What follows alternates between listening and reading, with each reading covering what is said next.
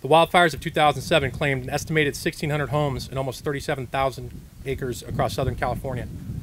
Prior to the fires of 2007, there was no official mechanism in place to rapidly utilize military assets in support of wildfires. In 2008, the agencies here today began this partnership. Mutual aid agreements were signed and operational plans drafted to ensure that wouldn't happen again. Since 2008, Marines and sailors from Camp Pendleton, Miramar, and North Island have continued specific training to ensure that our state partners can utilize these aircraft in support of citizens of Southern California. Today's wildland firefighting exercise will demonstrate how this continued partnership has ensured the Navy Marine Corps team is able to respond to the call for firefighting services in under an hour. Today's joint exercise will demonstrate 3 key tactics utilized in wildland firefighting suppression: the indirect fire attack, direct fire attack, and aerial fire attack. The first demonstration will be an indirect fire attack. This tactic will be demonstrated by a Marine Corps dozer crew on the center ridge closest to us. The Marines may be utilized throughout firefighting operations for the creation and maintenance of fire breaks if needed. The second demonstration will be a direct fire attack. This tactic will be demonstrated by the Camp Pendleton Fire Department hand crews on the ridge line to your left. Not only does Camp Pendleton Fire Department support operations on base, but are able to respond to fires off base due to mutual aid agreements with the surrounding communities. The third demonstration will be aerial fire attack.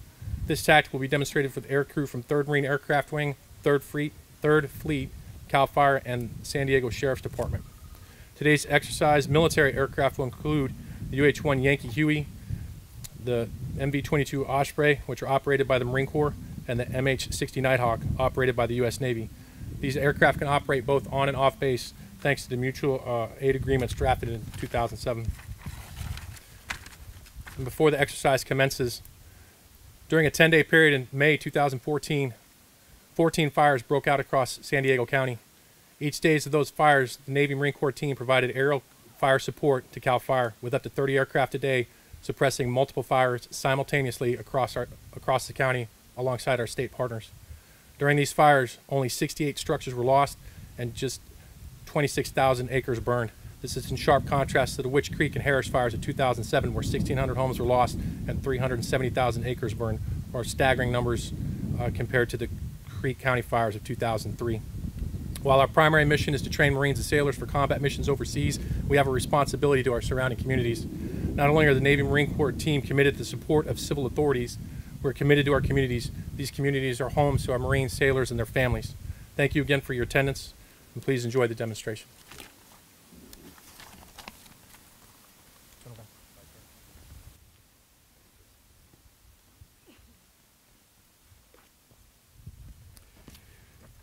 Well, thanks, Major Janicek, and welcome everybody to the 2016 Wildland Firefighting Exercise here aboard Marine Corps Base Camp Pendleton and our beautiful Pulgus Lake here in the background. As Major Janicek said, this is a really important event for us. It is intended to highlight the coordination, planning, and aid agreements that are in place between the military and our partners with CAL FIRE, with the San Diego County Sheriff's Department, all in support of fighting a common foe, and that is wildland fires that we know are going to occur. It's not an if, we know it's going to happen. Last year alone, we had over 150 ignition events here on Camp Pendleton, burned just over 18,000 acres. But fortunately, because we had these tremendous capabilities in place and these partnerships in place, we were able to extinguish everything before they got out of hand. But as you heard, that's not always been the case. And I remember back in 2003 as a squadron commander down at Marine Corps Air Station Miramar during the Cedar fires, watching in frustration as the flames leapt over I-15 and 163 and really enveloped the air station there and caused significant damage to our local communities. And the palpable frustration that we all felt at having Marine and Navy aircraft on the ground, unable to respond because we didn't have the training, the policies, and the coordination in place necessary to do so. We fixed a little bit in 2007, but we found that the request procedures were cumbersome and that they also hampered firefighting efforts. So in 2014, as Major Janicek said, we were able to show that we've come a long way and that we could put aircraft up in the air within an hour of the major fires that occurred here on Camp Pendleton and the surrounding communities. And then over the course of several days have over 30 Navy and Marine Corps aircraft dedicated to fighting those fires. So it's a tremendous capability, it's a tremendous partnership that we have, and that's what we're here to demonstrate today. So in addition to showing you what we can do, this is also a great certification exercise for our air and ground crews so that they are ready when the first fires hit. So in the Marine Corps, some of you probably know we organize as air and ground teams, and we have aviation assets that complement our ground forces.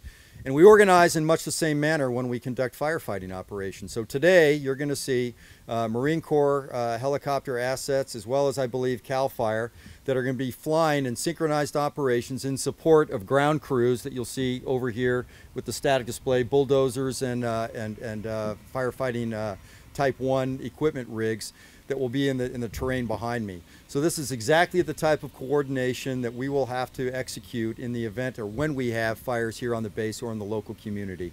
So we're glad that all you came out today. Thanks very much for coming out to see the demonstration that we have. And we're ready, so when the fires do hit on base or elsewhere, we know we'll be postured to be able to respond effectively and protect our communities and our bases. So thanks everybody for coming out today. I will be followed by Commander Rich Schmeling from United States Navy, HSC 3. So Judge, over to you. Thank you, sir.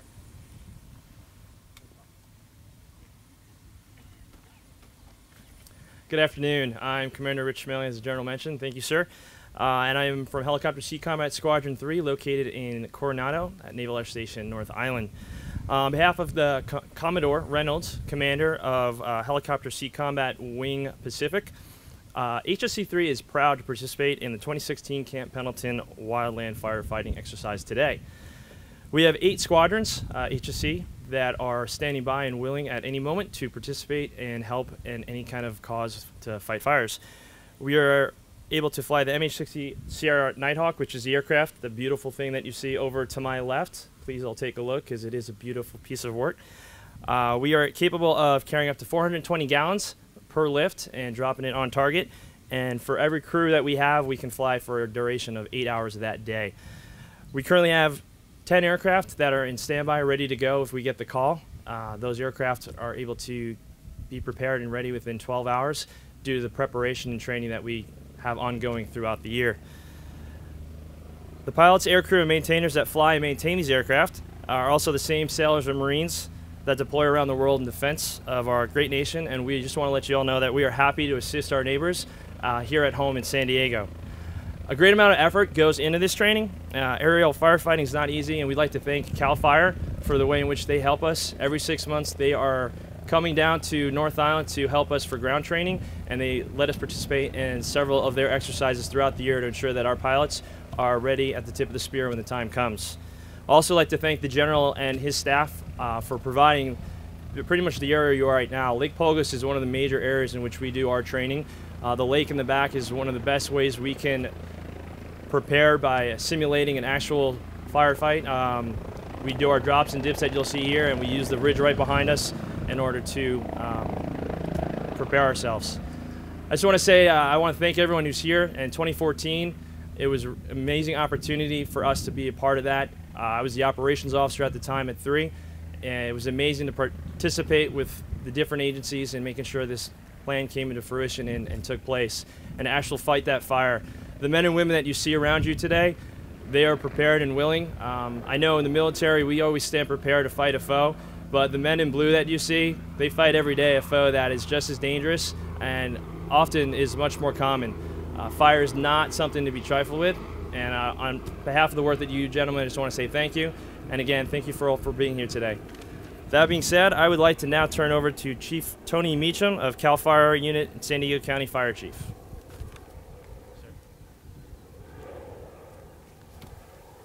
Well, good afternoon, everybody. It's first my honor to speak to you again this year. You know, I'm always reminded of what a great place we live in San Diego, but as I've said many times, that living in this paradise comes at a price, and that is that we live in a community that is under the constant threat of wildfire. And we face, similar to the people that live in South Florida that year in and year out deal with hurricanes, we have to be prepared year-round to deal with fires in San Diego County. And one of the changes that I've seen through my career is that we don't have this defined period anymore of fires that burn in the summer. Because of the changing conditions with our fuels, and especially in light of the drought conditions over the last 5 years, we've really seen fires that burn year-round. And as a result of that, we've had to change how we conduct our business. And so I want to hit a couple of highlights. And the key to wildland fire safety and living in Southern California is that we have to learn to live with wildland fire. We have to realize that the work that we do with our fuels, fuel breaks, fuel modifications, cutting our brush back, community chipping programs, those programs are key to preventing our long-term losses from wildland fire. In San Diego County alone, we have 37 partnerships with our fire safe councils. These are the neighborhood watches, if you will, of wildland firefighting. These are community groups who've taken it upon themselves to lower the risk of wildland fire in their community. This year alone, we've introduced and approved 12 community wildland fire protection plans. These are very comprehensive plans where the community has come together and tried to address the wildland fire problem. We've stepped up our defensible space efforts. We really ask the public, and we'll talk extensively today about conducting their 100-foot clearance. Please give our firefighters an opportunity to save your property. We are looking at land use planning and how we build and engineer and build developments into the future. But the ever important part, and the part that will always remain at the core of our mission, is our response. And I want to highlight just a few of the people that are involved in wildland fire, because it's not just the fire departments. We depend on our law enforcement partners. I could not have a better agency than the County of San Diego Sheriff's Department. They're with us at every step of the way, from evacuation to community planning, California Highway Patrol, and dealing with the roads and getting people in and out of wildland fires. Our County Office of Emergency Services, we don't think of things about how smoke affects our elderly population and people in board and care facilities, but our folks at our County Office of Emergency Services focus on those things while we're engaged in the firefight. I'm incredibly fortunate in this county to have a group of fire chiefs that we fight fire as one fire department in San Diego County. And they're standing in the background, but a few of them. We have Chief Thompson here from Camp Pendleton.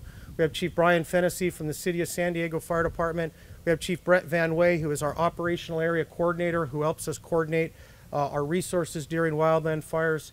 No single agency could do it. And I'd be really amiss if I didn't recognize the U.S. Forest Service and my partner, Brian Rhodes. We share a 911 dispatch center. We have boundary drops. We respond to fires. We don't care about the patch or the agency. We want to go and take care of business.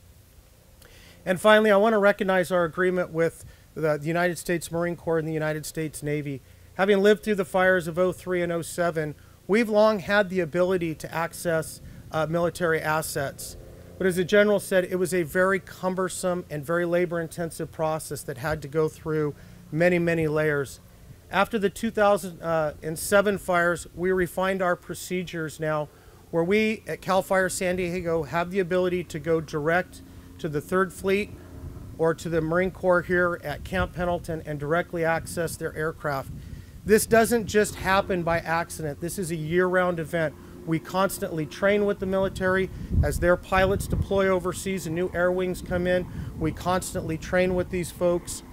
And before I introduce my boss, I just want to say what an incredible honor it is for me and how much respect. We ask our military to go all over the country, all over the world and handle our affairs. And it is really nice to look out my window and realize that those same people who take care of business around the world are a phone calls away when we in the fire service need help. So to the Marine Corps and the Navy, thank you, and we very much appreciate your support.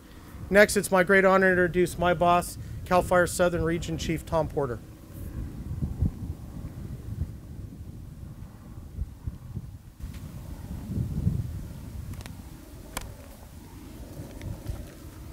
Thank you, Chief Meacham, and General Banta. Very much appreciated that you put this on annually. This is an incredible opportunity for all of us to get together, to see how our aircraft work together, and have a wonderful place to do this annually. So a lot has been said about the partnership, and the partnership here in San Diego is something that really is unique. No place else in the nation do we have as robust a group of dedicated agencies working together to all bring the fight to a fire when it happens. And that relationship will pay dividends when we have any type of emergency. So fire is what brings us together annually, but the multitude of possible emergencies that might happen here will benefit from that relationship.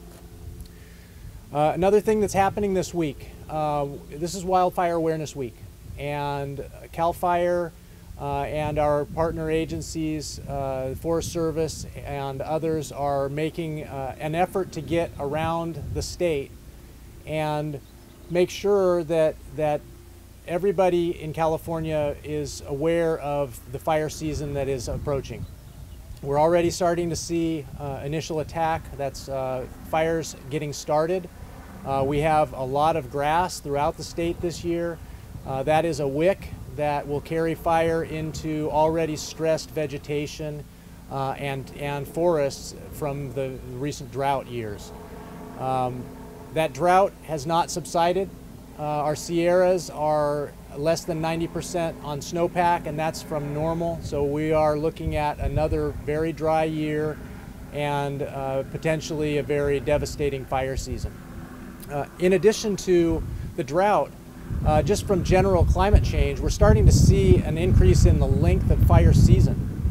It's expanding on both ends. We're starting earlier and we're ending later. So we have to be prepared a little bit earlier and be able to go a little bit longer into the fall with our heads in the game, ready to fight these fires.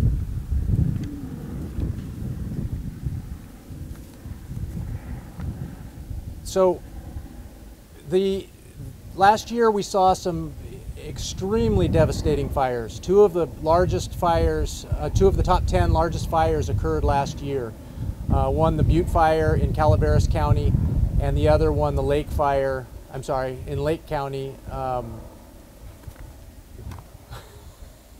Draw a blank on the name of that fire right now. And so what we're seeing is that fires are burning in a way that people haven't seen for generations, and maybe never before, and absolutely never since we've had the recent increase in our firefighting capabilities over the last 50 to 100 years. And so what that means is we need to make sure that the public is aware of how that affects what we do. We really need every member of California to be in a ready, set, go mode. Ready means to build a plan. Go to a website that I'm going to tell you about in a minute and build a plan that covers all of your critical needs. That's evacuation, that is preparing for elderly to get some support to get out of areas, livestock, make sure medications and important papers are secure and ready to go. Then set. Set means when you see smoke in the air, or you see that the media is reporting fire near your area, you need to have all of that stuff gathered and ready to go. That's set. When you hear go, that is the point in time which there is an evacuation order. You need to be ready to get in the car and go at that point. We really need for you to evacuate early and get out of the way of these fires. They're moving faster than we've seen in our recent history. So for the website, readyforwildfire.org is where you can go to find a lot of the information that will help you to build your ready, set, go plan. And I encourage you to do that and do that now. Don't wait until the fire season wears on. So with that, I am going to give it back to Chief Meacham for closing remarks. Thank you very much.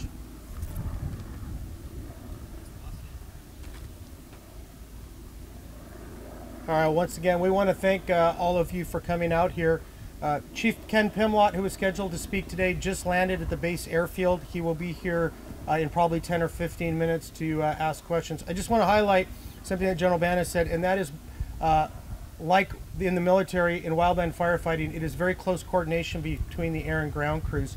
So if we could draw your attention to the exercise behind us, I believe it will begin. And lastly, I would like to encourage the media, rather than you always want to talk to us chiefs, I would really encourage you to get out, talk to the air crews, talk to the people that drive the bulldozers, talk to our firefighters that drive the fire engines, and relate to them of what their experiences are like. With that, I'd like to once again thank you for attending this week, and we'll be available for questions after the demonstration.